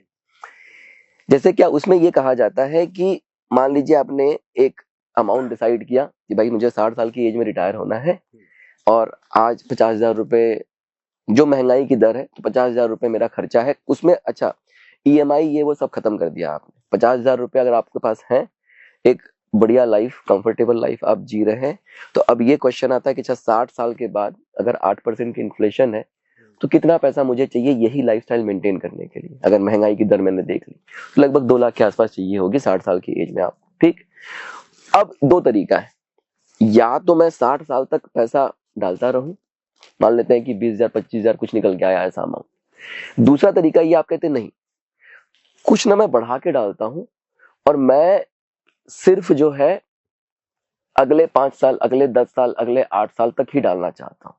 तो कैलकुलेटर क्या करेगा, अच्छा आपको मैंने बोला था 20,000 डालने के लिए 60 साल के एज तक, अब एक काम करो आप ना 35,000 डाल दो, एग्जाम्पल ले रहा हूं, या 30,000 डाल दो। तो अब अगले 45 साल के एज तक, जैसे मान लीजिए आप 40 के हैं, आप 35 के हैं, तो 10 साल का आपने टाइम फ्रेम ले लिया। अब उसने बोला कि आप 20 की जगह पे आप 30 डालो। अब ये 30 अगर आप 10 साल तक डालते हो तो 45 की एज तक आपने इतना पैसा इकट्ठा कर लिया कि अब ये पैसा जो है अगले 60 साल की एज में वहां से अब आप निकालना शुरू करोगे अपने खर्चे के लिए। तो 45 से अब 60 का जो पीरियड है उसमें आपको डालना नहीं, आपको सिर्फ वो पैसा बढ़ता चला जा रहा है आपका जो आपने इन्वेस्ट किया हुआ। क्या हुआ, 2-3 चीजें हो गई। 45 की एज तक अब जो आप ये 35,000 या 30,000 जो डाल रहे थे वो भी आपको डालने की जरूरत नहीं है। मैंने 45 की एज तक पैसा डाल दिया। हाँ, अब उसको डाल के आपने छोड़ दिया, तो 45 की एज में आप फ्री हो गए। अब हो सकता है घर का आपने पूरा ईएमआई चुका दिया हो, अब ये जो 30-35,000 आपको डालना है आपको ये भी नहीं डालना है। ठीक, तो अब आपके पास पैसे बचने दिखने लगे अच्छे खासे। अच्छा, अब आप मान लीजिए आपकी जॉब में आपका मन नहीं लगता है, आप चाहते हैं कि कुछ नया मुझे ट्राई करना है, तो अब आपने अपना बुढ़ापा सिक्योर कर लिया, रिस्क फ्री कर लिया। ठीक, अब अगर महीने का आप 1 लाख कमाते हैं तो भाई ये 35,000 के खर्चे तो कम हो गए ना, लाइबिलिटी अगर होगी तो खत्म हो गई। तो हो सकता है कि महीने का 40,000 50,000 भी कमाए, मेरा काम चल जाएगा। अब जो एक्चुअल में आपका पैशन है आप उधर भी मूव कर सकते हैं। ठीक, क्योंकि बुढ़ापा आपने सिक्योर कर लिया। तो फायर से क्या होता है कि आपको एक फ्लेक्सिबिलिटी मिल जाती है कि भाई 60 साल तक मुझे कोई काम नहीं भी पसंद है तब भी मैं उसमें लगा हुआ हूं, कर रहा हूं, स्ट्रेस में हूं, प्रेशर में हूं। अब 45 की एज तक बच्चे का फ्यूचर सिक्योर, अपना फ्यूचर सिक्योर, अब जो करना है शौक पूरे करिए। 45 के बाद 60 साल में मैं रिटायर हो रहा हूँ, तो 15 साल मेरा पैसा बढ़ेगा। अपने आप वो पैसा बढ़ रहा है। अब ये 45 से 60 की जो जिंदगी है ना वो आप अपने शर्तों पे जी रहे हैं कि मेरा ये शौक है कि मुझे राइटर बनना है। ठीक, अब मैं कुछ ऐसा काम कर लूं जो मुझे पसंद है, मुझे थोड़े पैसे आ रहे हैं, लेकिन इसमें पॉसिबिलिटी क्या हो सकती है, जब आप अपने पैशन पे काम करते हैं और प्रेशर नहीं होता है, आप मल्टीफोल्ड ग्रो करते हैं। ठीक, तो ये जो आपने कर लिया कि अपना बुढ़ापा सिक्योर कर लिया, ठीक, और बच्चे का फ्यूचर सिक्योर कर लिया, फिक्स हो गई लाइफ। अच्छा, अगर 60 साल तक लगातार आप काम किए जा रहे हैं, देखिए कॉर्पोरेट में क्या होता है भाई, स्ट्रेस रहता है, प्रेशर रहता है, नहीं भी पसंद है जॉब तब भी करना पड़ता है। अब यहाँ पे आप फाइनेंशियली फ्री हो गए, अब आपको वो प्रेशर नहीं है, आपको लगता है कि मेरा जॉब इन्वायरमेंट बहुत टॉक्सिक है, मुझसे नहीं बर्दाश्त हो रहा है, मैं बहुत स्ट्रेस में, छोड़ दीजिए। जो पसंद है भाई, हम लोग तो इंडिया में 90% लोग इंजीनियर हैं जिनको इंजीनियर बनना ही नहीं था, सब लोग ऐसे ही हैं। बिल्कुल है सर। अब अगर वो फायर फॉलो करें तो उनको वो एक अपॉर्चुनिटी मिलती है कि भाई तुम 45 की एज तक, 40 की एज तक तुमने, अब जो आज की डेट में 25 साल का बच्चा है अगर वो फायर फॉलो कर ले 35 साल की एज तक रिटायर हो गया। सोचिए, आप सोच रही कितना पावरफुल है। अब 35 साल के बाद उसका जो पैशन है करे फॉलो, फ्यूचर भी सिक्योर कर लिया, लॉजिकल डिसीजन लिए, और यहाँ पे जो है अब उसने मतलब अपना बाय 60 ही कैन सेव इटसेल्फ, राइट। और मतलब अच्छा, अब मेरा क्वेश्चन यहाँ एक बनता है सर, रिटर्न मतलब जो आप 45 के बाद या हमने बच्चे की 20 साल की एज के बाद जो पैसा डबल हो रहा है हर 5 साल में, वो इन्वेस्ट कहाँ किया जाए तो डबल होगा कैसे? क्योंकि एफडी भी अगर मैं जाता हूँ it will come on 7 years old, right. 7 से 7.5 साल, 8 साल भी मांग लेते हैं आजकल, तो 5 साल में तो डबल होगा नहीं, तो रिटर्न 12% 15% किस चीजों में मिलेगा? देखिए बिल्कुल सही बात है। क्या होता है नॉर्मली हम लोग क्या सोचते हैं ना कि हम लोग एफडी में पैसा डाल दें। एक्चुअली ये थॉट है नहीं सर एफडी का, ये थॉट एक्चुअली थोपा गया, थोपा गया है ना, क्योंकि आपको सेफ मतलब रहना है, सिक्योरिटी के चक्कर में शेयर मार्केट में पैसे डाल दूंगा तो मेरे पैसे वो ना हो जाए, ये ना हो जाए, ठीक है। तो एक ना मैं आपको छोटा सा फ्रेमवर्क दे देता हूँ। वैसे सर मैं आपकी बात यहाँ काटता हूँ, ये शेयर मार्केट की बात तो चलो डिफरेंस है कि लोगों ने इंट्राडे के ऊपर इसको प्लेनिंग किया है, ऑप्शनल खेला या इस चीज को समझने की कोशिश की जहाँ पैसा। पर एफडी का जहां तक रूल है, जो एफडी का रूल था, मुझे जहां तक लगता है उन्होंने बैंकर्स ने जो दिन बैंकिंग या एफडी शुरू की, उन्होंने अपने लिए पैसा कमाया। हाँ बिल्कुल बिल्कुल। तो मुझे तो लगता है ना, ये बैंकिंग ने एफडी का जो रूल बनाया था ना, वो उनको फंडिंग चाहिए थी बैंकों को, पर लोगों से पब्लिक का पैसा लेके खुद उन्होंने पैसा बनाया, फिर उसका 3 साल पैसे को और एक्स्ट्रा यूज करके उनको डबल करके दिया। तो खुद उन्होंने 1.5 गुना 2 गुना 3 गुना बनाया होगा शायद। I think so they are invested out of India market, right? बिल्कुल वो भी वही कर रहे हैं, सही बात। ऐसे ही करते सर हैं। क्या होता है ना कि जैसे अच्छा मुझे लगता है ना ये चीजें हम स्कूल में बहुत सारी चीजें पढ़ते हैं, लेकिन स्कूल में ना ये फाइनेंशियल प्लानिंग जैसी चीजें पढ़ाई नहीं जाती। एक छोटी सी किताब अगर आदमी वो, जैसे हम लोग शिव शक्ति कोर्स पढ़ाते हैं, जी। शिव शक्ति कोर्स में जो है मैं फाइनेंशियल प्लानिंग भी पढ़ाता हूँ, ठीक है। ऑकल्ट का सब्जेक्ट है, ऑकल्ट की चीजें हम लोग पढ़ाते हैं, लेकिन साथ में मैं फाइनेंशियल प्लानिंग पढ़ाता हूँ। क्यों? ताकि सामने वाला एक अच्छी लाइफस्टाइल जी सके, उसको समझ में तो आए कि भाई पैसा कमाना बहुत मुश्किल नहीं है, लेकिन मिलीनियर हैं बैंकरप्ट हो गए, ठीक है। मिलीनियर हैं, जैसे आपने ये इंटरव्यू सुना होगा हर्षवर्धन नवाठे, जो पहले वो थे हमारे कौन बनेगा करोड़पति के करोड़पति। उन्होंने पता क्या बोला था कि मेरे जीवन का जो सबसे खराब जो घटना हुई है वो है कि मैं करोड़पति बना। क्यों? हाँ, उनका इंटरव्यू कभी सुनिएगा आप, उनका कहना था कि मेरे जीवन की सबसे बड़ी जो घटना हुई है वो ये हुई है कि मैं करोड़पति बना। कैसा लग रहा है सुन के? अजीब है सर, क्योंकि क्यों पता है? क्योंकि उनको फाइनेंशियल लिटरेसी नहीं थी। 1 करोड़ रुपए मिल गए, उस पैसे को इन्वेस्ट करना कभी नहीं सीखा, उस पैसे को सही डायरेक्शन में कि हम कैसे वेल्थ क्रिएट करें कभी नहीं सीखा। पैसा आया, यहाँ खर्चा, अपने एक्सपेंसेस बढ़ा दिए, ये खर्चा कर लिया वो। अच्छा 2 चीजें कर ली उन्होंने, एक तो पैसा आया, अपने एक्सपेंसेस बढ़ा दिया, लाइफस्टाइल अपग्रेड कर ली, ठीक। उस पैसे से पैसा बनाना नहीं सीखा। जो चीज कर रहे थे, आईएएस की प्रिपरेशन कर रहे थे, अब पैसा आ गया तो उसकी भी जरूरत नहीं है। 3-4 साल में जो पैसा था वो धीरे धीरे खत्म हो गया। क्यों? क्योंकि फाइनेंशियल लिटरेसी नहीं है। और आज भी 90% लोगों के अंदर फाइनेंशियल लिटरेसी नहीं है। पैसा, मैंने अभी आपको एग्जांपल दिया ना 100 करोड़ बनाने का फॉर्मूला, लोगों को लगता है कि 100 करोड़ बहुत बड़ा अमाउंट है। 10,000 रुपए से आपने अचीव कर लिया सर, राइट? अगर आप समय देते हैं, लोगों को जल्दी अमीर बनना है, समस्या वहां पे। अगर आप समय देने को तैयार है, मैं आपको 2 चीजें, एक तो क्या होता है लोगों को ये एसेट एंड लायबिलिटी के बारे में नहीं पता है। जैसे लोगों, आपकी नौकरी लगी, आपने एकदम 80 लाख का लोन ले लिया, ठीक, 20 लाख रुपए डाउन पेमेंट कर दिए, 1 करोड़ का घर ले लिया, ठीक। अब कमा रहे हो महीने का 2 लाख रुपए 3 लाख रुपए, लेकिन वो पूरा का पूरा जो पैसा है वो ईएमआई में देना शुरू कर दिया। पैसा, एसेट लायबिलिटी के बारे में लोगों को नहीं पता है कि भाई जब आप घर ले रहे हो तो घर एसेट नहीं है। एसेट क्या है? कोई भी ऐसी चीज जो आपको पैसा कमा के दे रही है वो एसेट है। अगर तुमने 5 करोड़ का भी घर लिया और उस 5 करोड़ के घर में तुम रहते हो और ईएमआई दे रहे हो तो वो लायबिलिटी है तुम्हारी। अगले दिन अगर आपने, अगले महीने अगर आपने ईएमआई नहीं दी तो बैंक आ जाएगा, भैया निकलो बाहर, लायबिलिटी है ना वो। गाड़ी लोग लेते हैं, आज आप गाड़ी लेके शोरूम से बाहर निकल जाइए, 1 घंटे बाद उसका प्राइस हाफ हो जाएगा। क्यों? सेकेंड हैंड गाड़ी होगी। लेकिन लोग क्या करते हैं, महंगी गाड़ी, जितनी सामर्थ्य है उससे ज्यादा। क्यों? क्योंकि एक्सपेंस, अंडरस्टैंडिंग नहीं है कि एसेट क्या है, लायबिलिटी क्या है। जो अमीर आदमी, वो अमीर कैसे बनता है? वो अपने पैसे को ऐसी जगहों पे लगाता है कि उसका 1-1 रुपया उसके लिए काम कर रहा है। जब उस 1 रुपया जो काम कर रहा है ना, उससे आप चाहे तो थोड़ा सा एक्सपेंस कर लीजिए, तब जाके आप अमीर बनते हैं। हम मिडिल क्लास के लोग क्या करते हैं, लायबिलिटी इकट्ठा करते हैं। पैसा बढ़ा, पैसा जैसे बढ़ा, लाइफस्टाइल अपग्रेड कर ली, ठीक है, बड़ा घर ले लिया, बड़ी गाड़ी। तो अब ये बड़ा घर बड़ी गाड़ी यही आपका एसेट है। और भाई अगर आपका 5 करोड़ का भी घर है तो उस घर में रह रहे हो ना, जब रह रहे हो तो उस 5 करोड़ का घर का मतलब क्या है? कोई वैल्यू नहीं है, जीरो ही तो है, राइट? कल को आप अगर बेचेंगे तब आपको 5 करोड़ मिलेगा भी कि नहीं मिलेगा किसको पता है। महीने 2 महीने 4 महीने 8 महीने आपको पहले तो ठोकर खानी पड़ेगी, तब जाके घर बिकेगा। अच्छा बेच भी दिया तो घर तो कहीं लोगे ना। तो जब तक लोग ये नहीं समझेंगे कि उनको 1-1 पैसा अपने ऐसी जगह पे लगाना है जहां से 1 पैसा बने, तब तक आप वेल्थ क्रिएट नहीं कर सकते। बिल्कुल सही बात है। मैं आपको एक फ्रेमवर्क देता हूँ, ठीक है। मतलब एक 5 ऐसे रूल्स देता हूँ जिसको आप अगर कोई भी जो लोग देख रहे हैं इस पॉडकास्ट को अगर आप फॉलो करेंगे, देखिए पैसा बनाना भी आसान है और ये मत समझिए कि जब आप 1 लाख या 10 लाख कमाएंगे तभी आप अमीर बन सकते हैं। आप अगर महीने का 5,000 रुपए कमाते हैं, एक रूल्स अगर फॉलो करते हैं, इन रूल्स के हिसाब से चीजें अपने आप आपके लिए डिफाइन होनी शुरू हो जाएंगी। आप बीज लगाइए तो पहले, बीज बोना जरूरी है। आप एक आदत तो बनाइए पहले। आज आपके पास अगर 5 लाख रुपए महीने की 5 लाख रुपए सैलरी है, महीने का अगर 10,000 50,000 40,000 आता है, आप कहते हैं अरे बड़ा कम पैसा आ रहा है।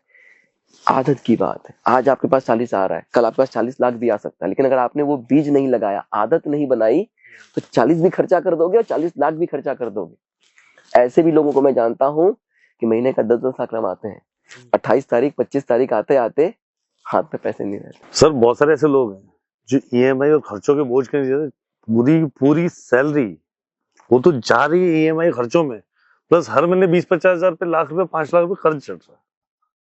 जब मैं भी ऐसे ही था। अच्छा, तो 100 करोड़ फॉर्मूला में फिर जनरेट। हाँ, अपने अर्ली डेज में, ठीक है, शादी के पहले तक मैं भी एकदम ऐसे ही था। जितना पैसा आया यहाँ उड़ा दिया, वहां उड़ा दिया, यहाँ खर्चा कर दिया, वहां खर्चा कर दिया, बल्कि कम पड़ते थे पापा को फोन करके पापा से पैसे ले लिए। ठीक है, जब शादी हुई तो फिर ये रियलाइज हुआ कि पैसा तो है ही नहीं, सेविंग के नाम पे कुछ भी नहीं है, घर लेना है, ये करना है, कैसे किया जाए। तब मैंने जो है पढ़ना शुरू किया कि कैसे वेल्थ क्रिएट कर सकते, कैसे क्या। और लगभग मैंने 5 साल, आप कह सकते हैं कि ऑकल्ट की 7 साल जर्नी में आने में, ठीक है, ऑकल्ट से पहले अगर कोई मेरा पैशन था तो ये था कि भाई कैसे वेल्थ क्रिएट करें। ठीक है, फिर ऑकल्ट में आदमी आया कि नहीं, वेल्थ तो क्रिएट कर रहे हैं, अच्छी लाइफ कैसे होनी चाहिए, तो फिर एनर्जीज पे काम करना शुरू किया। तो जो ये मैंने 5 साल इन्वेस्ट किए वो इसी पे किए कि किस तरीके से जो है हम वेल्थ क्रिएट कर सकते हैं। और इतना फिर आसान लगा मुझे, मैं बोला क्यों नहीं सिखाते हैं, क्यों हमारे माँ बाप हमको नहीं सिखाते हैं। वो भी जो है किसी इंश्योरेंस में पैसा लगा दिया, यहाँ लगा दिया, 25-25 लाख रुपए के इंश्योरेंस ले रहे, मैच्योर होके जो 40 लाख रुपए मिला। क्यों? क्योंकि मरने पे इतना मिलेगा उतना मिलेगा, ऐसी बात है। ये बड़ा समस्या सर। ठीक, क्योंकि अंडरस्टैंडिंग नहीं है सर। मैंने तो सिंपल बोला 10,000 रुपए से आप 100 करोड़ बना सकते हो, इससे पावरफुल चीज क्या हो सकती है। तो फिर मैंने वो किया और फिर मैंने अपनी वही लर्निंग अपने शिव शक्ति के कोर्स में अपने स्टूडेंट को शेयर की। मतलब जो आपका टैगलाइन है सुख समृद्धि और मोक्ष, वो पूरी चीज को अब क्योंकि देखिए, जब तक मैं कहता हूँ भाई आप मेडिटेशन में बैठना है, आपको घर में खाने को नहीं है, आप फाइनेंशियली अगर इंडिपेंडेंट नहीं है, नहीं बैठ पाएंगे मेडिटेशन में। ठीक है, घर में 50 दिक्कतें चल रही, दिमाग में वही चलता रहेगा। मैं कहता हूँ कि आपका जन्मसिद्ध अधिकार है कि आप वेल्थ क्रिएट करो। भाई आपकी ये जिम्मेदारी है कि आप जिस भी लाइफस्टाइल से रहे हो, अपने बच्चे को ऐसी लाइफस्टाइल देके जाओ कि वो 4 पुश्ते नाम लें कि पिताजी थे तो पिताजी ने ऐसा कुछ करके दिया। और करने के लिए कुछ चमत्कार करने की जरूरत नहीं है, सिंपल फॉर्मूला है। सर आप फ्रेमवर्क की बात कर रहे थे, एक्चुअली होगा कैसे ये तो बताओ। देखिए, मैं आपको ना 5 एक फ्रेमवर्क देता हूँ, उसमें 5 रूल देता हूँ और 1-2 चीजें और बताऊंगा। तो पहला जो है ना, पे your self first. Rule number 1, पे योर सेल्फ फर्स्ट। सिंपल सा रूल ये है कि जो भी आप कमाते हैं, चाहे आप 5,000 कमाते हैं, 1,000 कमाते हैं, 5 लाख कमाते हैं, 50 लाख कमाते हैं, आप जो है उसका 20% आपको बचाना है, चाहे जो हो जाए। और कैसे बचाएंगे आप? 2 अकाउंट रखिए अपने। ठीक है, एक अकाउंट जहां सैलरी आती है, जहां पे आपके खर्चे चलते हैं, आपका जीपे है, ये है, वो है। जो दूसरा अकाउंट है, सैलरी आई, सबसे पहला काम पे योर सेल्फ फर्स्ट, 20% उठाया, दूसरे अकाउंट में डाल दिया। अब वो पैसा गया, अब उसका जीपे वीपे नहीं मत रखिए कि उससे निकालना है, खर्चा करना नहीं, वो चला गया। अब यही पैसा है मेरे पास, इसी से मुझे महीना चलाना है। एक माइंडसेट बना लीजिए। थोड़ा सा पेन होगा, होने दीजिए। ठीक है, क्यों? क्योंकि 20% निकालते हैं ना तो पता नहीं चलता है, बहुत बड़ा अमाउंट नहीं निकाल रहे आप, लेकिन अगर नहीं निकालेंगे तो वो खर्चा भी हो जाएगा, पता भी नहीं चलेगा आपको। तो पहली बात आपने कर ली, पैसा निकाल लिया 20% और दूसरे अकाउंट में डाल दीजिए उसको, ताकि फिर क्लियर है आपका एकदम कि यही पैसा मेरे पास है, इतना मुझे बचाना है, इतने से मुझे घर चलाना है, ये पैसा मेरा इन्वेस्टमेंट में जाएगा। Rule number 2, rule number 2, control your expenses. ठीक, अब आपके पास जो पैसा है, देखिए जो बेसिक नेसेसिटी है, अच्छा खाना, अच्छा पहनना, बिल्कुल करिए। लेकिन मान लीजिए आप हर बार मॉल में जा रहे हैं, हर हफ्ते जो है आप आउटिंग कर रहे हैं, देखिए जितना पैसा, एक एक रुपया जो आप अभी अपना एक्सपेंस कंट्रोल करेंगे, ये जो 1 रुपया है ना, ये भविष्य में मल्टीफोल्ड जो है आपको इंक्रीज करके देके जाएगा। तो आपके पास ऑप्शन है कि भाई एक सही तरीके का जीवन जिए या एक ऐसा लाइफस्टाइल जिए कि भविष्य में फिर जिंदगी भर काम। दो ऑप्शन है आपके पास, या तो अभी आप बचा के इन्वेस्ट करिए, आगे जो है किंग वाली जिंदगी जिए एकदम रिलैक्स होके, या जिंदगी भर मजदूरी करिए और फिर रोज पार्टी करिए, लेकिन जिंदगी भर मजदूरी करेंगे कभी खुश नहीं रह पाएंगे। तो दूसरा जो है कंट्रोल योर एक्सपेंसेस, मतलब जो पैसा अब आपके पास बचा है अच्छे से रहना है, क्योंकि जीवन तो एक ही मिला है। ऐसा नहीं कि अब एकदम कंजूसी से रहना, कंजूसी से रहना भी बुरी बात है। अच्छा खाइए, अच्छा पहनिए, जो नेसेसिटी है वो करिए, फिजूल खर्ची को कंट्रोल करिए। क्यों? आपको ऐसा लग सकता है कि अरे मेरे पास तो इतना ही पैसा, लेकिन जब आप अपने एक्सपेंस को कंट्रोल करते हैं ना, आपको लगता है अरे ये जो पैसा ये भी बहुत है, इसमें तो आराम से घर चल जा रहा है। तो अब आपको पेन नहीं होगा। ठीक, ये दो चीजें हो गई। जो रूल नंबर 3 है वो ये है, इन्वेस्ट इन्वेस्ट इन्वेस्ट। अब ये नहीं कि एफडी ले लिया, एफडी नहीं, एफडी में इन्वेस्ट करेंगे कितना मिलेगा? 7%, 8%, 6% यही मिलेगा। महंगाई की दर क्या है आज के डेट में? 8%, 8% सर। तो सर अगर आपको 6% मिल रहा है, 2% से आपके पैसे की वैल्यू तो डिप्रिशिएट ही हो रही है। बिल्कुल हो रही है सर। गरीब हो रहे हो, आपको लग रहा है कि आप बना रहे हो, लेकिन at the end of the day buying power क्या है उसकी? नहीं, गड़बड़ है सर। एक्चुअली होगा क्या, मैं आज 50,000 लगाऊं, अगर मैं 8% लेता हूँ, उसमें 10 साल बाद 20 से 50 तो 2 लाख रुपए खर्च बढ़ गया है। जबकि उसका मैं उतने समय में तो उतना पैसा उतना डबल, बाइंग पावर ही खत्म हो गई, मतलब पैसा आपका डिप्रिशिएट हो गया, डेप्रिशिएट हो रहा है। एक्चुअली एफडी डेप्रिशिएट करी है।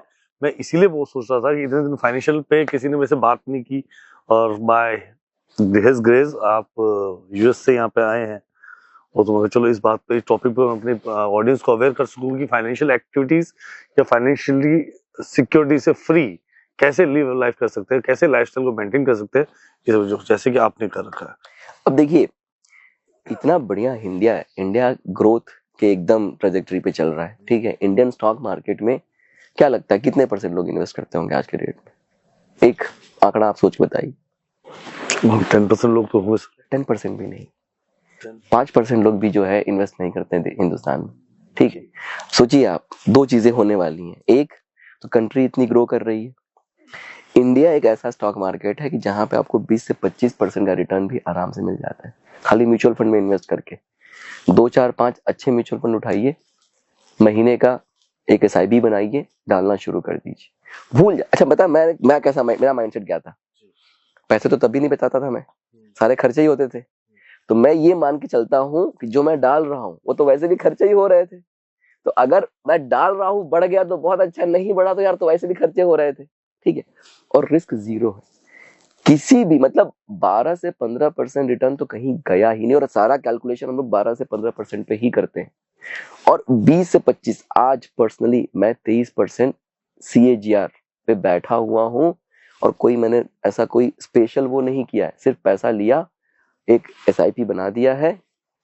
बस मेरा काम इतना है कि पैसा, मेरा सैलरी मेरी आई, उठाया, इन्वेस्टमेंट अकाउंट में मैंने डाल दिया, अब वहां से वो SIP कट रहा है, अपने आप कट रहा है, मुझे कोई टेंशन नहीं, कुछ सोचना नहीं है, और धीरे धीरे धीरे धीरे वो पैसा पहाड़ बनते चला जा रहा है। ठीक है, हमने क्या किया, एक एक्सेल शीट में मेंटेन कर लिया कि भाई मेरा टारगेट कितना है, क्या मैं उस टारगेट पे पहुंच रहा हूँ, नहीं पहुंच रहा हूँ, और कोई रॉकेट साइंस है ही नहीं। स्पेशली यूएस जैसे मार्केट में 8% 10% रिटर्न पाने में जोर लग जाता है। यहाँ पे 12% 15% मिले जा रहा है। अच्छा, अभी 5% भागीदारी है लोगों की, खाली ग्रोथ छोड़ देते हैं, कंट्री कहाँ जा रही है, यही भागीदारी 25% हो गई, डिमांड की वजह से अपने आप मार्केट ऊपर चला जाएगा। कहाँ बैठे हुए हैं लोग, क्या सोच रहे हैं? आप समझ रहे हैं मेरी बात? तो इंडिया में जितने लोग बैठे हैं उनके लिए तो समझ लीजिए, इंडिया इज गोल्ड, सोने की चिड़िया। और 12% 15% तो कहीं नहीं गया है। तो आप इन्वेस्ट करिए, SIPs करिए, बहुत अच्छे सिंपल अच्छे म्यूचुअल फंड है, बहुत सारी वेबसाइट्स है, जैसे मैं यूज करता हूँ वैल्यू रिसर्च करके एक वेबसाइट है, हाँ वैल्यू रिसर्च online.com करके जाइए, वहां पे म्यूचुअल फंड में जो टॉप के आपको म्यूचुअल फंड दिखते हैं वहां पे रेटिंग्स होती हैं, उठा के 3-4 डाल दीजिए पैसे, खत्म, कोई टेंशन ही नहीं, कुछ मत, कोई टेंशन लेना ही नहीं है। 4-5 आपने उठाए उसमें डाल दीजिए, ठीक है। 2-4-5 वीडियोस देख लीजिए, यूट्यूब पे आपको समझ में आएगा म्यूचुअल फंड काम कैसे करता है, इन्वेस्ट कैसे करना है।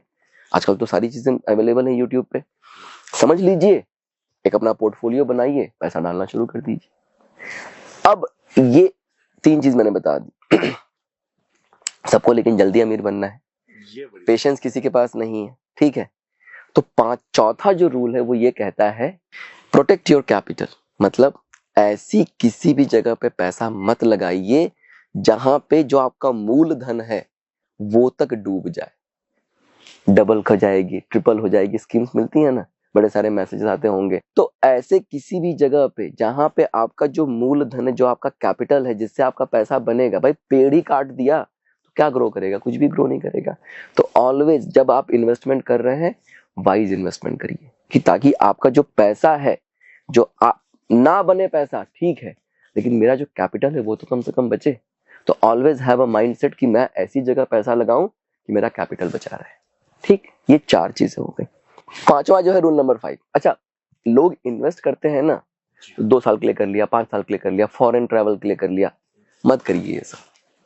अपने बुढ़ापे के लिए करिए, अपने बच्चे के बुढ़ापे के लिए करिए। लॉन्ग टर्म गेम खेलना है, शॉर्ट टर्म करेंगे 2 साल 4 साल 5 साल, वही 40-50 लाख बनेगा, 25-30 लाख बनेगा, वेल्थ क्रिएट नहीं कर पाएंगे, लाइफ चेंज नहीं कर पाएंगे।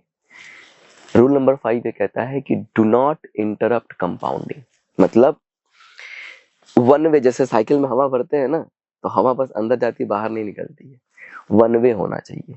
जो पैसा मैंने इन्वेस्ट कर दिया, अब उस पैसे को मैं नहीं छूऊंगा, चाहे आंधी आ जाए, तूफान आ जाए, चाहे जो हो जाए, वो पैसा एग्जिस्ट ही नहीं करता है। अगर आप कोई भी अपनी प्लानिंग कर रहे हैं, घर खरीदना है, ये करना है, वो पैसा एग्जिस्ट करता ही नहीं। मतलब आपके बैक ऑफ द माइंड में होना चाहिए कि वो है ही नहीं। ये नहीं कि मैंने म्यूचुअल फंड बेच दिया, अब बेच के मैं घर खरीद लूं। मैं, अगर आपने ऐसा कुछ किया, आप इंटरप्ट कर दिया अपने कंपाउंडिंग को, उसको आपने काम करने से रोक दिया। अब वो पैसा लेके आप घर में डालेंगे, घर का इन्वेस्टमेंट वाइज है नहीं है, कितना % रिटर्न देगा नहीं देगा, सब चौपट हो जाएगा। कंपाउंडिंग को इंटरप्ट नहीं करना, उसका सिंपल सा फॉर्मूला यही है कि आप अपने रिटायरमेंट के लिए इन्वेस्ट करिए, और उससे भी पावरफुल अपने बच्चे के, मतलब अगर आपने अपने बच्चे के रिटायरमेंट के लिए किया, सर इतना ज्यादा पैसा आप बना के चले जाओगे with small amount of saving कि 1-2 जनरेशन नहीं, पता नहीं कितनी पुश्ते खाएंगी। मतलब अगर 10,000 रुपए से, या अगर मान लीजिए आपका पैसा है अपने बच्चे के लिए, अभी हम लोगों ने 512 करोड़ देखा ना, या 256 करोड़ देखा, 256 देखा। आप अपने बच्चे के 8 साल या 10 साल की एज तक 1 करोड़ रुपए इकट्ठा कर लो। मान लीजिए आप सामर्थ्य है आपके पास, आपने 25-30 या 40,000 इन्वेस्ट किया, 1 करोड़ रुपए इकट्ठा कर लिया 10 साल की एज तक। ये जो 10 साल में आपने 1 करोड़ इकट्ठा किया है, ये by the age of 60,000 crore convert हो जाता है। 1000 करोड़ क्या इकट्ठा, क्या किया आपने, 40,000 रुपए आपने सेव किए महीने के, और यकीन मानिए साल का 4 लाख 5 लाख का इंश्योरेंस आप लेते ही होंगे। वही 4-5 लाख रुपए आपने सही जगह पे लगा दिया, 1000 करोड़ की आपने अच्छा, अब 1000 करोड़ सर आया ही है, आपको क्या लगता है अकेले खत्म कर देगा बच्चा आपका? अरे उसकी पीढ़ियां खाएंगी, 1-2 नहीं, पता नहीं कितनी पीढ़ियां खाएंगी। अरे खत्म कैसे कर देगा? हाँ। खत्म कैसे कर देगा, आप सोच के देखिए। सर आपने 5 रूल बता दिए, इट्स ओके। समटाइम इमरजेंसी में बहुत सारी टाइम में ये जितना जो इन्वेस्टमेंट है ना, ये टूट के बिखर, जैसा आप कह रहे हो बात सही है, पर इमरजेंसी तो आ सकती है किसी से। भाई मैं ये समझता हूँ मुझे गाड़ी नहीं लूंगा, मैं मकान छोटा ले लूंगा, पर हेल्थ तो हेल्थ है सर। बिटिया की शादी तो बिटिया की शादी है सर, ऑन दैट टाइम। देखिए कैसा है ना, इसीलिए इमरजेंसी फंड बहुत जरूरी हो जाता है। क्यों? क्योंकि सही बात है, कल को पिताजी की तबीयत खराब हो गई, भाई अब पैसा चाहिए, आपके पास अगर फंड नहीं है तो आप अपने म्यूचुअल फंड से निकालोगे। आपने कंपाउंडिंग को इंटरप्ट किया, रूल नंबर 5 को आपने ब्रेक कर दिया, अब जो पूरी जर्नी थी वेल्थ की वो पूरी रुक गई। इसीलिए हर इंसान को जो है छोटा छोटा अमाउंट सेव करके एक इमरजेंसी फंड, एक कैपिटल क्रिएट करना चाहिए, और उसका पर्पस सिर्फ इतना है, उससे आपको कुछ कमाना नहीं, आप समझिएगा। इमरजेंसी फंड का पर्पस सिर्फ इतना है कि जब जीवन में अगर कोई ऐसी सिचुएशन आती है, इमरजेंसी आती है, तो मेरे पास एक लमसम अमाउंट पड़ा है, उसको मैं यूटिलाइज कर लूंगा, और जो मेरा चल रहा है, जैसा चल रहा है, उसको मैं डिस्टर्ब नहीं कर रहा हूँ। तो 1 लाख रुपए, 2 लाख रुपए, 4 लाख रुपए, 5 लाख रुपए, एक आप धीरे धीरे उसको बिल्ड करिए। जरूरी नहीं कि आपको पहले दिन ही बिल्ड करना। इनफैक्ट मैं हमेशा ये कहता हूँ कि अगर आप इन्वेस्टमेंट शुरू कर रहे हो, उस इन्वेस्टमेंट की जर्नी को शुरू करने से पहले अपने इमरजेंसी फंड को बिल्ड कर लो। जैसे 1 लाख का एक टारगेट बनाइए कि मुझे पहले 1 लाख रुपए इमरजेंसी फंड बना लेना है, ठीक। अब जैसे ही 1 लाख बन गया, उसके बाद इन्वेस्टमेंट शुरू करिए और थोड़ा थोड़ा पैसा इमरजेंसी फंड में डालते चले जाइए, ताकि वो धीरे धीरे धीरे धीरे वो भी ग्रो कर रहा है, आपकी इन्वेस्टमेंट की जर्नी भी शुरू हो गई। अब 1 लाख रुपए कम नहीं होता है। अगर कोई इमरजेंसी आई तो 1 लाख रुपए इज गुड अमाउंट, जहां पे आप चीजें कर सकते हैं, संभाल सकते हैं, ठीक। ये एक चीज हो गई। अच्छा, फिर भी होता है कि भाई कहीं मेडिकल एक्सपेंसेस आ गए, तो अब इंश्योरेंस पे आते हैं। लोग क्या करते हैं कि लोग इंश्योरेंस खरीदते हैं, ठीक है, और इंश्योरेंस खरीद के उनको लगता है कि वो इन्वेस्टमेंट कर रहे हैं। So sir Amazon sir coffee भी आ गई, पहले कॉफी लेते फिर इंश्योरेंस से बात करते हैं प्लीज। थैंक यू दादा, thank you right, that's really great sir, thank you sir, thank you दादा। आप बात कर रहे थे इंश्योरेंस पे सर। तो देखिए, लास्ट एक चीज और समझाता हूँ कि अब इमरजेंसी फंड की बात होगी। आपने इमरजेंसी फंड जो है प्रॉपर तरीके से क्रिएट कर लिया, ताकि भविष्य में कोई इमरजेंसी हो तो उसको आप टैकल कर सके। इंश्योरेंस पे थोड़ी बात करते हैं। वो इसलिए इंश्योरेंस पे बात करते हैं क्योंकि नॉर्मली लोगों को क्या लगता है कि वो अगर कोई इंश्योरेंस ले रहे हैं तो वो इन्वेस्टमेंट क्रिएट कर रहे हैं। इंश्योरेंस है क्या, उसका पर्पस क्या है, वो समझना जरूरी है। तो इंश्योरेंस का पर्पस सिर्फ इतना है कि भविष्य में कोई ऐसी लायबिलिटी आए जो बहुत बड़ी हो, उसको आप नॉर्मल तरीके से टैकल नहीं कर पाते हैं, तो उसको संभालने के लिए इंश्योरेंस आपका काम आता है। जैसे मान लीजिए एक फैमिली है, 50 लाख का घर ले रखा है, 50 लाख रुपए लोन ले रखे हैं, ठीक है। अब हस्बैंड किसी रीजन से उनकी मृत्यु हो गई, तो अब ये जो 50 लाख का लोन है जो कौन चुकाएगा, वो डायरेक्टली वाइफ के ऊपर आ गया या परिवार के ऊपर आ गया। अब let's say even if wife is working, तब भी उनके लिए बहुत बड़ा अमाउंट है। तो हम क्या करेंगे उस केस में, उस सिनेरियो में, आपने जैसे इंश्योरेंस ले लिया, तो टर्म इंश्योरेंस करके एक चीज होती है कि जहां पे आप को एक बहुत बेयर मिनिमम अमाउंट देना पड़ता है, जैसे साल का 10,000 रुपए, 15,000 रुपए, लेकिन वो इन केस ऑफ डेथ या ऐसे किसी सिनेरियो में आपको 1 करोड़ रुपए, जैसे 1 करोड़ का अगर इंश्योरेंस आप लेना चाहें टर्म इंश्योरेंस, तो आई थिंक 8-10 हजार रुपए का उसका एक वो है। अच्छा, लेकिन वो 8-10 हजार रुपए आपको अगर आप जीवित रह गए तो फिर आपको मिलेंगे नहीं वो 8-10 हजार रुपए वो। लेकिन आप सोच के देखिए कि 8-10 हजार रुपए आप दे के अगर आपको कोई ये अश्योरिटी दे रहा है कि आपको 1 करोड़ रुपए मिलेंगे अगर आप नहीं रहेंगे, कितना बड़ा एडेड एडवांटेज है परिवार के लिए। अगर मान लीजिए 50 लाख का लोन है, तो अगर कुछ हुआ और 1 करोड़ अगर वाइफ को मिल गया, तो 50 लाख रुपए उन्होंने लोन भी चुका दिया और बाकी का 50 लाख उनको सपोर्ट करेगा। भाई अब नहीं है आदमी, उसकी कमी तो रहेगी, लेकिन कम से कम जो सपोर्ट है, जो प्रॉब्लम आनी थी फाइनेंशियली भी, वो नहीं आएगी। तो अगर आप इंश्योरेंस लेते हैं तो टर्म इंश्योरेंस ये मस्ट है, स्पेशली अगर आपके पास लायबिलिटी है तो। अगर मान लीजिए लायबिलिटी नहीं है तब नहीं लेते हैं, आपने अच्छा खासा इन्वेस्टमेंट क्रिएट कर रखा है, तो इट्स ओके। लेकिन टर्म इंश्योरेंस कोई बुरा ऑप्शन नहीं है। 8-10 हजार रुपए अगर साल का देते हैं, महीने का 800-900 रुपए ही हुआ, और अगर 800-900 रुपए दे के अगर आपको ये श्योरिटी मिलती है कि आपके फैमिली का भविष्य सिक्योर है, मतलब इन एनी केस कुछ भी दिक्कत आ जाए लाइफ में, अगर कोई मृत्यु जैसी घटना भी घट जाए, तो at least somebody is there to help you, to financial support you, right? So it's a good. हाँ, ये एक चीज हो गई। अब मान लीजिए जीवित हैं, बीमार हो गए, कोई भयानक एक्सीडेंट हो गया, कुछ हो गया, तो कैसे प्रोटेक्शन होगा? या कोई बड़ी बीमारी हो गई तो मेडिकल इंश्योरेंस, 5 लाख 10 लाख रुपए का मेडिकल इंश्योरेंस ले लीजिए, साल का 15-20 हजार रुपए जाएगा, 25 हजार रुपए जाएगा, और पूरे परिवार का ले लीजिए, सिर्फ अपना ही नहीं, अपना, पत्नी का, अगर बच्चे हैं सबका ले लीजिए। क्यों? क्योंकि कभी कोई ऐसी मेडिकल इमरजेंसी आ गई जहां पे सच में 15-20 लाख रुपए खर्च करने पड़े, तो अब आप प्रोटेक्टेड है। तो ये अब देखिए 3 चीजें कर लिया आपने।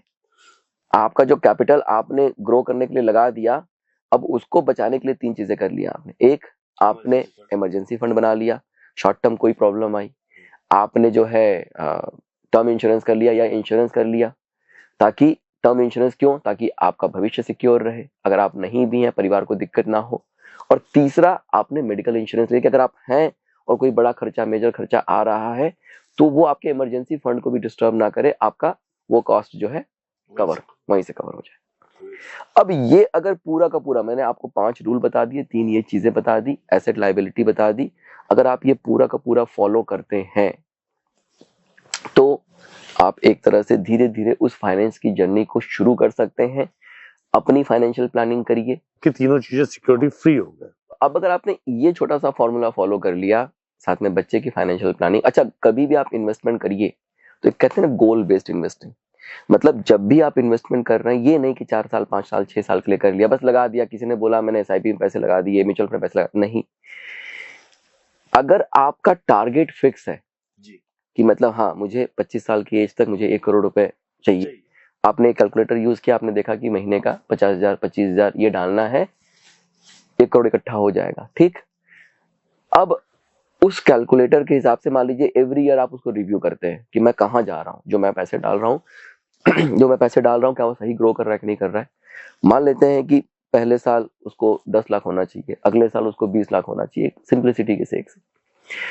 अब अगर वो 20 लाख पहुंचा हुआ है, अब मार्केट गिरे मार्केट उठे, आपको फर्क पड़ता है क्या भाई? You are achieving your target. तो अगर आप अपना टारगेट अचीव कर रहे हो तो आप तो राइट ट्रैक पे हो ना, आपको जिस तरीके से आपने जो प्लानिंग की है वो आप अचीव करने वाले हो। अब मार्केट ऐसे होता है ना, सुनते हैं अरे मार्केट बहुत गिर गया, बहुत वो लाल हो गया। Doesn't matter, if I am able to achieve my target, तो मार्केट गिरे मार्केट नीचे जाए ऊपर जाए। जब आप एसआईपी करते हैं जी, अगर मार्केट गिरता है तो एसआईपी में क्या होता है, म्यूचुअल फंड में क्या होता है, यूनिट्स मिलते हैं आपको। तो जैसे एक यूनिट का एक प्राइस है, जैसे म्यूचुअल फंड में कैसा होता है, थोड़ा सा एक्सप्लेन करता हूँ म्यूचुअल फंड भी, कि वहां पे यूनिट चलता है, जैसे एक यूनिट का प्राइस 10 रुपए है, ठीक। अब अगर मार्केट ऊपर जा रहा है, एक यूनिट का प्राइस बढ़ के 12 रुपए हो गया, ठीक। अगर 10 रुपए आप अगर 100 रुपए लगा रहे हैं तो क्या हो गया, आपको 10 यूनिट मिलेगा, ठीक। अगर 12 रुपए हो गए तो क्या हो गया, 8-9 यूनिट के आसपास आएगा, 8 साढ़े 8 यूनिट के आसपास आएगा। तो अब आपको यूनिट कम मिला। जब मार्केट गिरता है तो ये 10 रुपए का जो यूनिट प्राइस है वो 8 रुपए अगर हो गया, तो अब आपको क्या हुआ, 12 यूनिट मिला। तो ये अपने आप एवरेजिंग होते चली जाती है। जब मार्केट गिरा तब भी आप फायदे में है, मार्केट उठा तो आपके पास ऑलरेडी 50-100 यूनिट है, वो भी आपका बढ़ रहा, तब भी आप फायदे में। तो एसआईपी सबसे सही तरीका है मार्केट में पैसा लगाने का। क्यों? क्योंकि मार्केट को कभी कोई ट्रैक नहीं कर सकता कि नहीं इतने दिन में ही गिरेगा, उतने दिन में ही गिरेगा, ठीक। आपने एसआईपी कर दिया, एक पैसा अपने आप वो पैसा जाने लगा, पता चला आपने एसआईपी नहीं किया, हर महीने 2 लाख लगाने हैं, अगले महीने ट्रेवल करने लगे, रह गया, अगले महीने बहुत काम आ गया, बिजी हो गए, रह गया। तो एसआईपी बहुत जरूरी है। और एसआईपी से क्या होता है, एवरेजिंग होने लगती है धीरे धीरे धीरे धीरे, तो वो एवरेजिंग का भी आपको फायदा मिलता है। मार्केट ऊपर जा रहा है नीचे जा रहा है डजंट मैटर, मार्केट नीचे गया तब भी आप खुश कि मुझे यूनिट ज्यादा मिल रहे हैं, मार्केट ऊपर गया तो मेरे पास जो यूनिट है उनकी वैल्यू बढ़ रही है। और लास्ट कि भैया मार्केट ऊपर जाए नीचे जाए, अगर मेरा टारगेट फुलफिल हो रहा है तो आई एम हैप्पी, क्योंकि मैंने जो प्लान किया वो प्लानिंग पे मैं सही तरीके से चल रहा हूँ। Great sir, great, it's really amazing way you explain us. So assets liability clear कर दिया आपने, तो 100 करोड़ का फॉर्मूला बता दिया, 5 फ्रेमवर्क ऑफ रूल्स बता दिए, 3 उनको भी फ्रेमवर्क को कैसे सिक्योर किया जाए ये बता दिया आपने हमें। अब इसके अंदर जैसे आपने शुरुआत किया 10,000 से, कोई 1,000 वाला भी कर सकता है, कोई 2,000 से कर सकता है, कोई 50,000 भी कर सकता है, जैसे उसकी चॉइस। हाँ बिल्कुल, मैं कह रहा हूँ कि जो व्यक्ति 20,000 रुपए कमाता है तो उसकी लाइफस्टाइल फिर 20,000 रुपए वाली है ना, राइट। तो उसके लिए 20,000 रुपए जो है उसमें वो 10,000 का खर्चा, घर खर्चा चला रहा है। कोई अगर 5 लाख कमाता है तो उसकी लाइफस्टाइल वैसी है। तो जरूरी नहीं कि आप आज 20,000 कमा रहे हो तो कल जिंदगी भर 20,000 ही कमाओगे। भाई कभी कोई जॉब नौकरी शुरू करता है 15-20,000 से 25,000 से ही शुरू करता है, लेकिन फिर वो लाखों में पहुंचता है।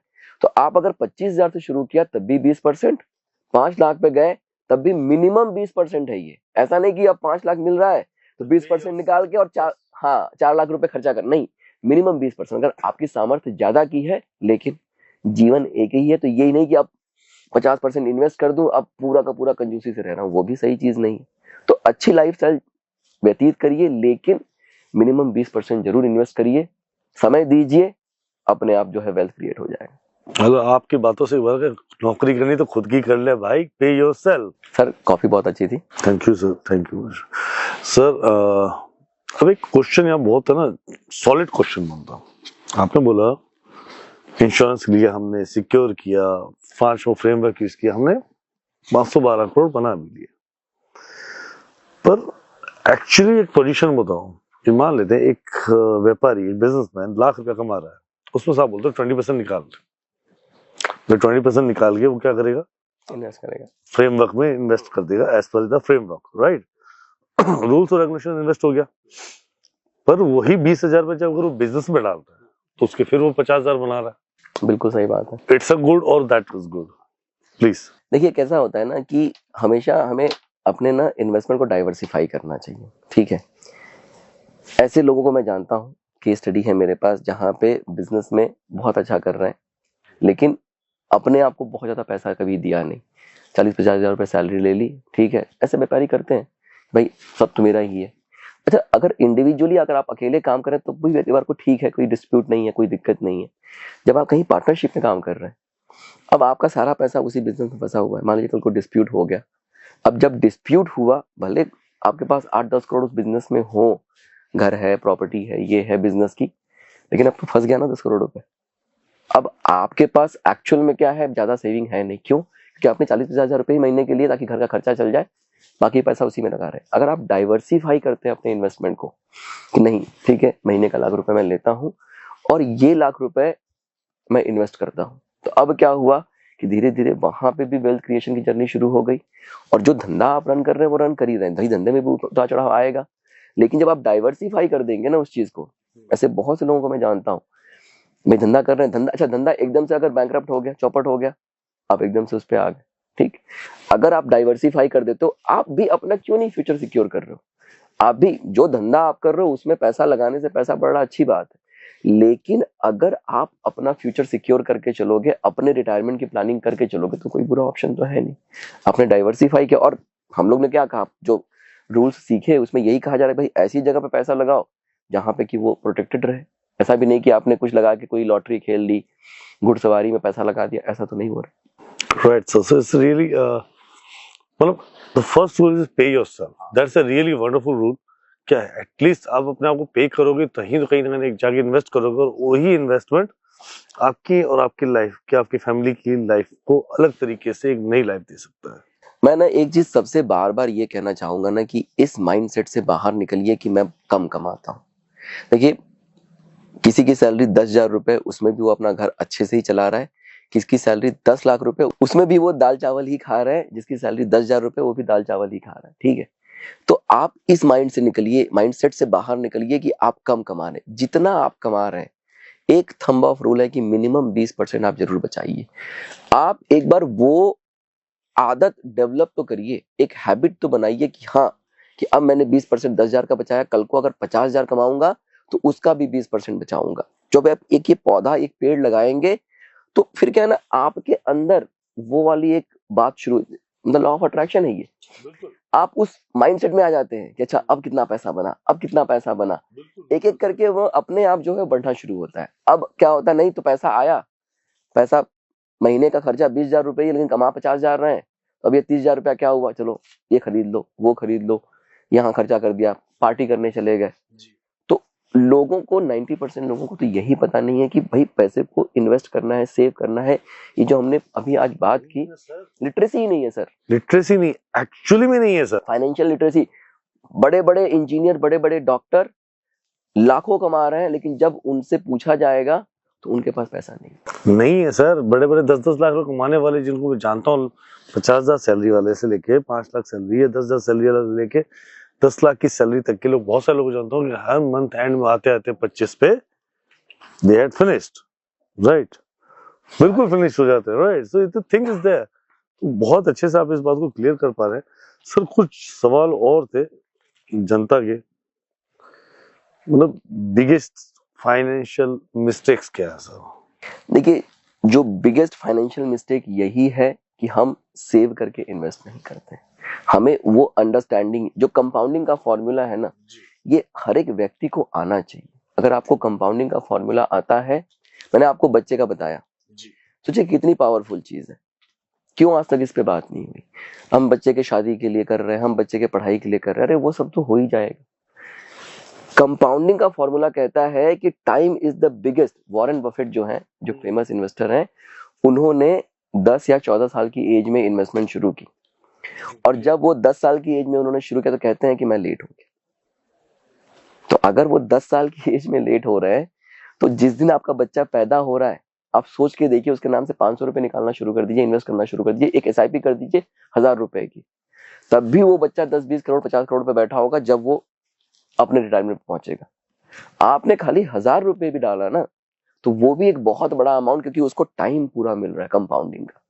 तो ये जो मिस्टेक है, इस मिस्टेक से हमें बचना चाहिए। एक्चुअल एज मतलब तो आपने बता दी कि बॉर्न होते ही चालू कर देना चाहिए। आधा इंडिया आज की डेट में मिडिल एज पे है, क्योंकि इस समय यंग इंडिया चल रहा है। लोग 25 से लेके 45 के बीच में बहुत ज्यादा पॉपुलेशन जो है इंडिया की, और मैं उम्मीद कर रहा हूँ 2035 में से लेने हुआ या 2040, 35 से 40, 35 से मान लेते हैं, ओल्डेस्ट इंडिया सबसे बड़ा होगा। दैट्स अ ट्रुथ सर, एक सर्वे है जिसके बारे में बता रहा हूँ। उस समय सबसे ज्यादा रिटायरमेंट प्लान काम आने वाला है सर, और जिसके पास वेल्थ होगी he will survive the well right, नहीं तो उसमें काम करना पड़ेगा। तो आज की डेट की जनरेशन जिसकी एज 30 साल है या 45 साल है, उसको कितने समय तक, मतलब एक एवरेज लाइफ जीने के लिए 5 करोड़ तो चाहिए। हाँ बिल्कुल ठीक है। इस समय जो महंगाई दर 8%, मतलब कम से कम 5 से 10 करोड़ रुपए चाहिए एक आम आदमी को जीने के लिए। ठीक है। अगर रिटायरमेंट लेना है तो क्या एक्चुअल अमाउंट हो सकता है सर? देखिए कैसा है ना, कि अगर आप दो कैटेगरी बना लेते हैं, ठीक है। अगर आप यंग हैं, सिंपल है, जो हम लोग कैलकुलेटर शेयर करेंगे डिस्क्रिप्शन में, उसको डाउनलोड करिए, एक एक्स अमाउंट उसमें डालिए, वो कैलकुलेटर पूरा का पूरा आपको बताएगा कि भाई कितना डालने पे कितना पैसा बनेगा, क्या होगा। एक 10 साल का टाइम फ्रेम बनाइए, उस 10 साल में उस चीज को अचीव करिए, ठीक है। 10 साल का टाइम फ्रेम बनाना है। अगर शादी हो गई, अभी बच्चे नहीं हुए हैं, तब भी आपके लिए वही रूल है, 10 साल का टाइम फ्रेम बनाइए और इन्वेस्टमेंट शुरू कर दीजिए, ठीक है। अपने आप कैलकुलेटर बता देगा भाई आपको महीने का 10,000 करना है, 50,000 करना है, नहीं 50,000 की सामर्थ्य है, कोई बात नहीं, 10,000 की सामर्थ्य, 10,000 से शुरू करो, शुरू तो करो, ठीक। बच्चा है, अगर नहीं किया आपने पहले दिन से, कोई बात नहीं, आज समझ में आ रहा है। अब बच्चे का प्लान करिए कि भाई अगले 10 साल 20 साल में मुझे ये एक अमाउंट जो है बच्चे के लिए इकट्ठा करना है। 2 अलग अलग इन्वेस्टमेंट पोर्टफोलियो रखिए। एक, जैसे मैं इन्वेस्ट करता हूं तो मैं अपने बुढ़ापे के लिए करता हूं, मेरी वाइफ इन्वेस्ट करती है, वो बच्चे के लिए करती है। तो अब हमने उसको अलग अलग रखा हुआ है कि जो पैसा मेरे इन्वेस्टमेंट पोर्टफोलियो में आ रहा है वो बुढ़ापे के लिए, जो पैसा वाइफ के इन्वेस्टमेंट पोर्टफोलियो में जा रहा है वो बच्चे के भविष्य के लिए। अब इसने अपने क्लियर कर दिया, इसका टारगेट, इसका गोल अलग है, इसका टारगेट, इसका गोल अलग है, दोनों चीजें अपने हिसाब से ग्रो कर रही हैं। जितना पैसा, जैसे बोनस मिलता है, मत लीजिए कुछ। अगर जरूरत है गाड़ी लेने की, जरूरत तो गाड़ी ले लीजिए भाई। अगर आपका गाड़ी है, बोनस आया, आप गाड़ी अपग्रेड कर दे भाई। अकेले ही चलना है आपको, परिवार अगर 3 लोगों का 4 लोगों का है, नहीं चाहिए बड़ी गाड़ी, मत लीजिए। अगर गाड़ी अच्छी कंडीशन में चलने दीजिए उसको, उस एडिशनल पैसे को पुश करिए। जितना ज्यादा एक एक रुपया बचाया हुआ वो काम आने वाला। अच्छा नहीं बचाएंगे आप ना, तो वो फिजूल खर्ची में ही आने वाला है। पार्टी कर लिया, गाड़ी ले लिया, बड़ा, चलो बड़ा घर ले लेते हैं, ठीक है, नहीं जरूरत अगर बड़े घर की मत लीजिए, क्योंकि वैसे भी घर आज आप लेंगे, 30-40 साल के बाद वो घर वैसे भी कोई बहुत मतलब नहीं उस चीज का। इन्वेस्ट करिए, बुढ़ापे में बड़ा घर ले लीजिए, जो आपका पैसा अच्छा खासा, मतलब इन्वेस्ट किया हुआ पैसा ही जो है। मैं एक व्यक्ति को जानता हूँ वो US गए, वहां पे उन्होंने बोला कि, और ये लाइव बता रहा हूँ, मतलब ट्रू स्टोरी बता रहा हूँ आपसे। तो वहां वो गए, उन्होंने बोला कि भाई मैं वहां गया, मेरा एक ही गोल था कि जितने दिन मैं यहाँ हूँ मैं पूरा पैसा बचाऊंगा। तो वहां उन्होंने बहुत ऐसे लाइविश लाइफस्टाइल नहीं जी, BMW गाड़ी नहीं खरीद ली, लोग खरीद लेते हैं क्योंकि मिल जाती है आराम से वहां। ऑडी नहीं खरीद ली, नॉर्मल सी गाड़ी ले ली, सही तरीके से घर पे खाना खाना, ये हेल्थ भी अच्छा रह गया उनका। 8 करोड़ रुपए जो है अपना पोर्टफोलियो 8 करोड़ का बना के आ गए, ठीक है। साल का अगर 12% रिटर्न मान ले हम, 12×8 = 96, 1 करोड़ रुपए जो है उनको साल का खाली इंटरेस्ट मिल रहा है। वो ये कहते हैं कि जितनी मेरी सैलरी इंडिया में है उससे ज्यादा मुझे इंटरेस्ट आता है। आपको क्या लगता है 1 करोड़ खर्चा कर सकते हैं वो? भाई अगर आपका घर भी आपके नाम से है, लाइबिलिटी नहीं है, अब वो जो 1 करोड़ रुपए है उसमें 10-20-50 लाख भी खर्चा कर दिया तो 50 लाख फिर भी तो ऐड हो रहा है ना मूल में। तो अब अगले साल 8.5 करोड़ पे 12% मिलेगा, उसके अगले साल फिर 9 करोड़ पे 12% मिलेगा, समझ रहे हैं? तो कैसे पैसा अपने आप बढ़ता। आपको इनिशियल जो पहला करोड़ है ना, वो बड़ा डिफिकल्ट होता है, क्योंकि उसमें पैसा बहुत तेजी से बढ़ता है। लेकिन जब बढ़ना शुरू होता है ना, तो फिर आप क्या कमा रहे हैं नहीं कमा रहे हैं सब सेकेंडरी हो जाता है, अपने आप बढ़ना शुरू हो जाता है। बहुत पावरफुल आपने फॉर्मूला बता दिया सर। तो अब जो बच्चों को कैसे ये बात सिखाई जाए सर? मतलब सबसे बड़ी चीज है कि आपने मुझे समझाई। एक यहाँ पे मेरे व्यूअर्स होंगे, कोई 40 साल का, कोई 30 साल का, कोई 35 साल का, राइट। आज मैं करना सीखूंगा, मैं 16 साल में जाके अपने बच्चों को बात समझाऊं। तो जो आप बार बार एक बात करें, बीज बो दो, तो क्या मैं ये अपने बच्चे के 6-7 साल के 10 साल के दिमाग में बीज बो सकते? तो राहुल सर, एक ना आपको कहावत बताता हूँ, ठीक है। हमारे बनारस में कहावत है कि पूत कपूत तो क्या धन संचय, पूत सपूत तो क्या धन संचय। वाह, तो मतलब ही समझा दीजिए। लोगों ने पता इसका गलत मीनिंग क्या निकाल लिया कि भाई मैं पैसे बनाऊं क्यों, पैसे बचाऊं क्यों। पहले इसका हिंदी अर्थात समझा दीजिए सर मुझे। उनका कहना यह है कि भाई अगर लड़का नालायक है तो 1000 करोड़ बचा के भी जाओगे तब भी खर्च कर देगा। लड़का अगर लायक है तो बचाना क्यों होगा, अगर लायक है तो कमा ही लेगा, ठीक है। लेकिन ये इसका ट्रू मीनिंग क्या है कि आपकी जिम्मेदारी है वेल्थ क्रिएट करना अपने नेक्स्ट जनरेशन के लिए, वो आप करिए, लेकिन अपने बच्चे को भी सिखाइए कि क्या होता है वेल्थ। ये जो क्रिएशन की जर्नी है उसमें उसको भी इन्वॉल्व करिए कि भाई ये कंपाउंडिंग का फॉर्मूला है, ये जो तुम पैसा खर्च कर रहे हो, मतलब एक समय के बाद, जैसे बच्चा अगर 8-10 साल का हो गया ना, उसका आपको इन्वेस्टमेंट पोर्टफोलियो बना लेना चाहिए। क्यों? उसके अंदर एक ये थॉट, जैसे हम क्या करते हैं घरों में, क्या करते हैं मिडिल क्लास में, क्या करते हैं, गुल्लक दे देते हैं, राइट। अच्छा, गुल्लक देखिए आप देते हैं तो बच्चा पैसा इकट्ठा कर देता है, वो गुल्लक भर जाती है पूरी, राइट। लेकिन वो तो लिमिटेड हुआ ना। उसको इन्वेस्टमेंट पोर्टफोलियो से आप बच्चे का बना सकते हैं। इन्वेस्टमेंट पोर्टफोलियो अपने नाम से बना लीजिए, लेकिन उसको बोलिए कि भाई देख, तेरी ये एक पॉकेट मनी है, तू अगर चाहेगा तो इतना पैसा इसमें से 10% 20% तू सेव कर सकता है। थोड़ा बढ़ा के दीजिए, कोई दिक्कत नहीं है, लेकिन उसको बोलिए कि तू ये 20% सेव कर सकता है। कोई चीज जैसे अगर वो खरीदना चाहता है ना, तो उसको कहिए कि ठीक है 50% तेरे या 20% तेरे, 80% मेरे, लेकिन उसका 20% जरूर लगवाइए। तो उसको क्या है ना, वैल्यू ऑफ मनी समझ में आएगी कि हाँ मुझे भी 20% सेव करके लगाना है, ठीक। आज देने को आप दे सकते हैं, लेकिन फिर क्या है, वो उस चीज की वैल्यू नहीं रह जाती है। तो दो चीजें जरूर करनी चाहिए। एक, अपने नाम से अगर आप इन्वेस्टमेंट पोर्टफोलियो बनाते बनाइए, लेकिन बच्चे को बोलिए कि देख तुझे मैं महीने का 5000 देने वाला हूँ, 20% हिसाब से 1000 रुपए जो है मैं कट कर रहा हूँ, 4000 तेरे, 1000 रुपए तेरे मेरे पास ही पड़े हैं और ये यहाँ जा रहे हैं, इसका ये इतना पैसा बना हुआ है, ठीक। कल को कुछ खरीदना है तो वहां से बेच के आप खरीदा सकते, कोई दिक्कत नहीं है। और दूसरा जो है, कभी भी कुछ खरीदना है तो आप बोलिए ठीक है कितने का है, 5000 का है, मैं 4000 दे दूंगा, लेकिन 1000 रुपए तुम्हें लगाने पड़ेंगे।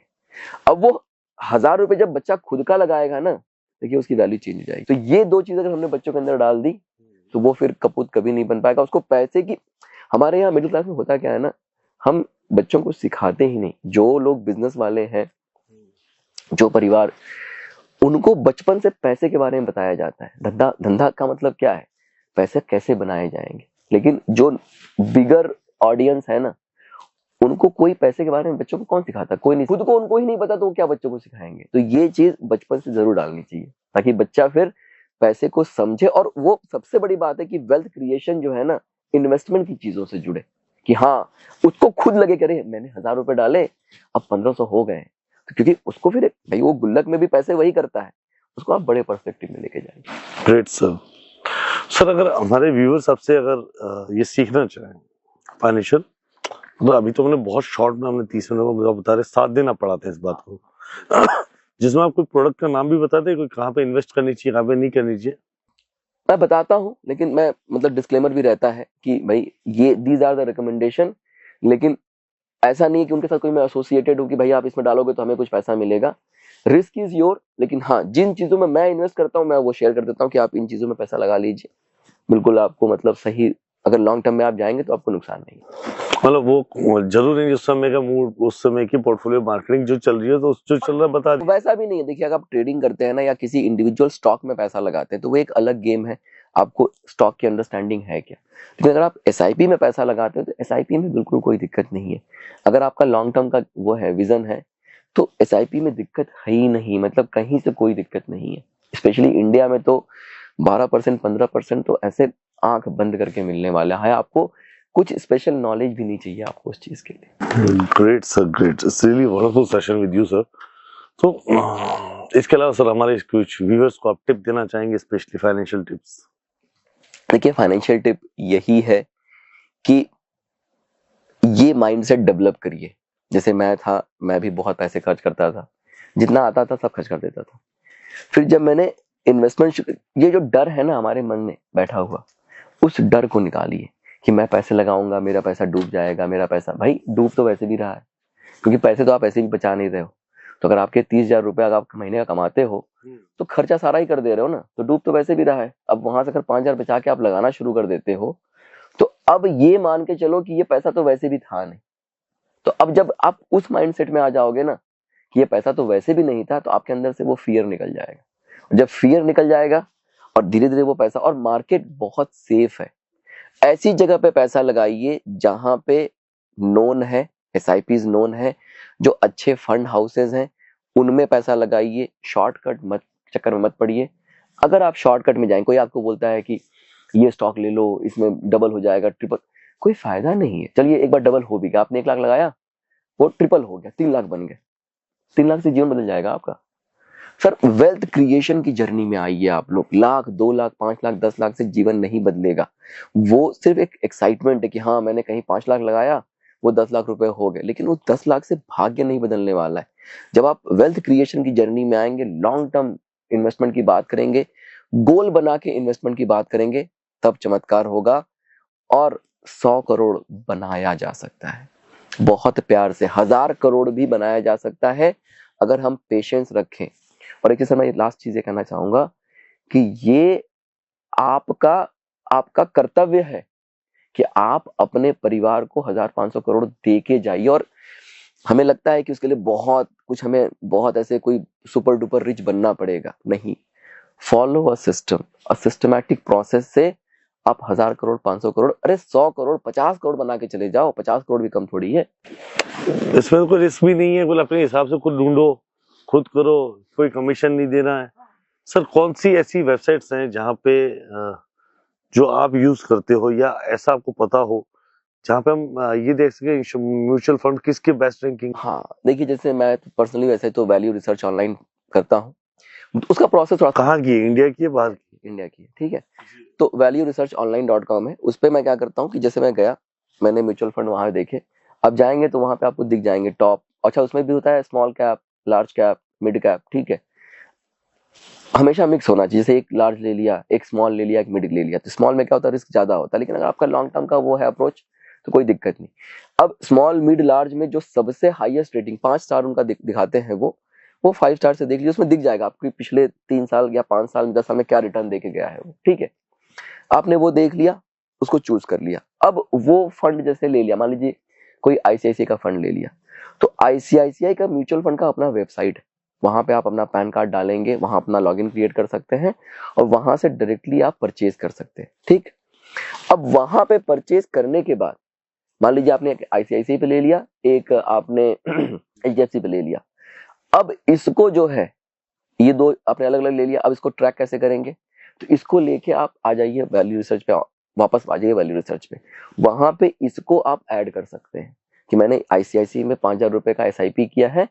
अब वो हर महीने अपने आप रिकॉर्ड करता चला जाएगा, और वहीं पे आपने एचडीएफसी भी कर लिया।